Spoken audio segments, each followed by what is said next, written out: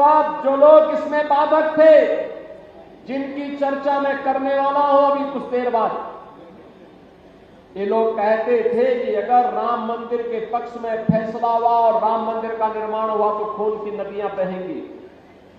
हमने कहा ये नया भारत है, खून की नदियां नहीं बहती हैं।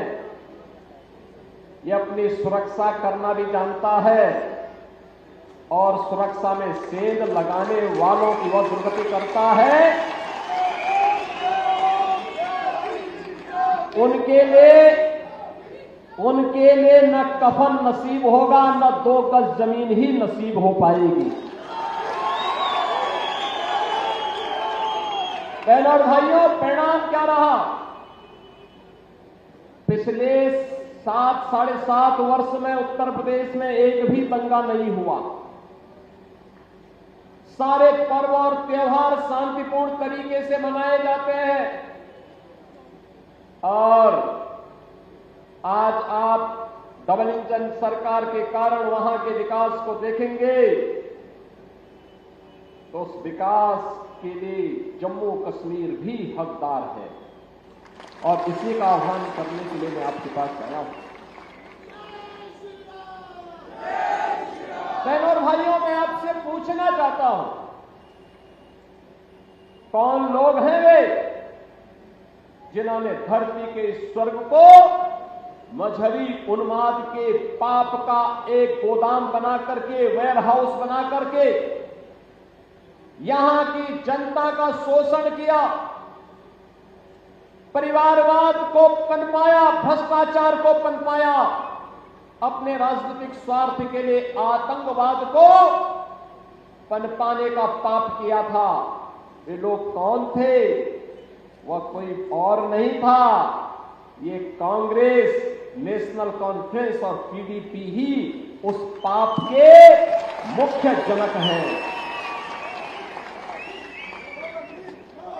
याद करिए जो बात ये लोग अयोध्या के बारे में कह रहे थे, यही बात इन्होंने जम्मू कश्मीर यानी जम्मू कश्मीर से धारा 370 के हटने के पहले भी कहा था। इन्होंने कहा था कि आर्टिकल 370 को अगर हटाएंगे तो खून की नदियां बहेंगी। बहनों और भाइयों, ठीक उल्टा हुआ। 370 और 35A को हटाने के साथ ही कश्मीर में विकास तेजी के साथ आगे बढ़ गया।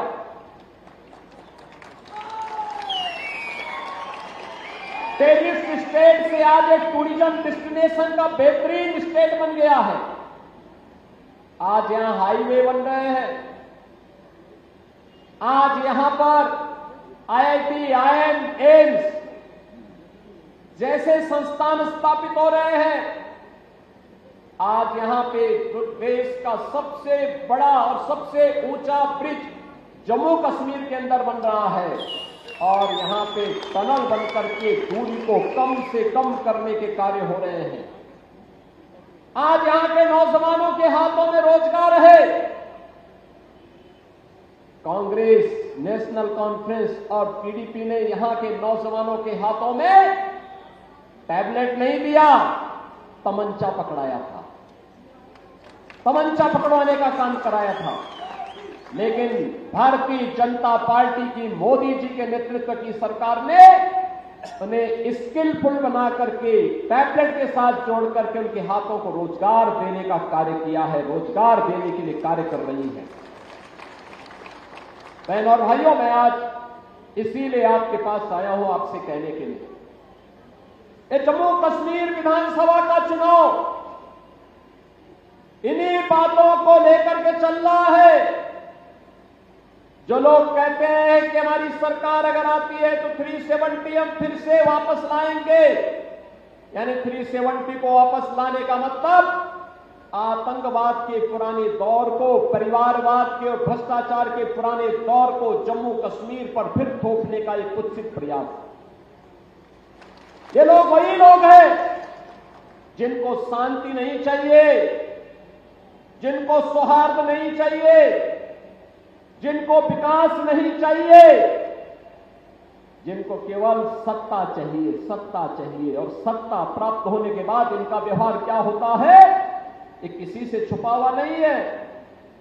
आपने देखा होगा जब ये सत्ता में थे, चाहे वह कांग्रेस की सरकार रही हो, चाहे वह नेशनल कॉन्फ्रेंस की सरकार रही हो, चाहे वह पीडीपी की सरकार रही हो, जब भी उन्हें जम्मू कश्मीर में शासन करने का अवसर प्राप्त हुआ, इन्होंने आतंकवाद को पनपाया, यहां के संसाधनों पर लूट खसोट की। वर्ष में 12 महीने होते थे, 8 महीने ये यूरोप और इंग्लैंड में व्यतीत करते थे और बाकी 4 महीने, 3 महीने दिल्ली में। आप बताओ 1 महीने में जम्मू कश्मीर जैसा राज्य कैसे संचालित होता? क्या नहीं खेला जम्मू कश्मीर के मेरे बहनों और भाइयों ने? उन्होंने विभाजन की त्रासदी को झेला, उन्होंने आतंकवाद को झेला, उन्होंने पलायन को झेला, उन्होंने उपेक्षा को झेला और फिर अंततः देवयोग से, भारत के सौभाग्य से प्रधानमंत्री मोदी जी का यशस्वी और नेतृत्व आज देश को प्राप्त हुआ। परिणाम हमारे सामने है।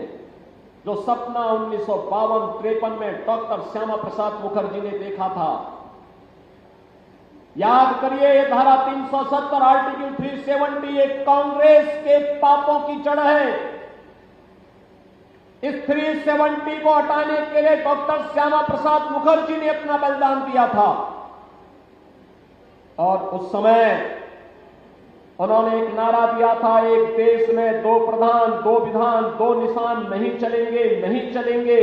इसके लिए उन्होंने अपना बलिदान दिया था। बलिदान की एक बड़ी परंपरा, लंबी परंपरा जम्मू कश्मीर के अंदर है।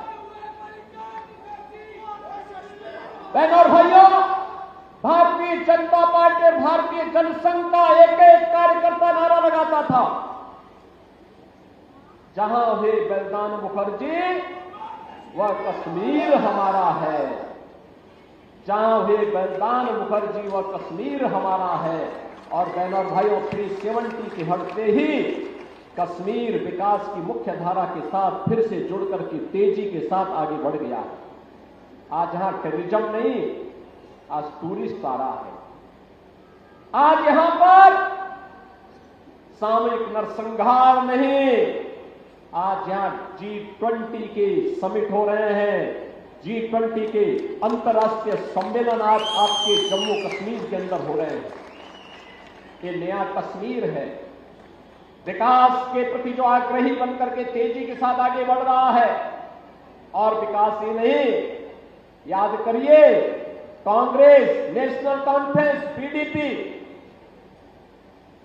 इन तीनों की तिगड़ी, ये तिकड़मबाज है। यहां के भ्रष्टाचार को पनपाने वाली, यहां अराजकता को पनपाने वाली, यहां के विकास को रोकने वाली, यहां पे परिवारवाद को बढ़ावा देने वाली और यहां पे अपने स्वार्थ के लिए आतंकवाद को पनपाने वाली। इन्होंने लोक कल्याण का कार्य भी नहीं किया।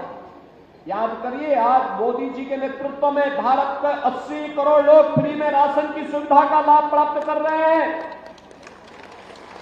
4 करोड़ गरीबों को एक प्रधानमंत्री आवास मिल गया है। 60 करोड़ लोगों को आयुष्मान भारत में 5 लाख रुपए की स्वास्थ्य बीमा का कवर प्रतिवर्ष प्राप्त हो रहा है।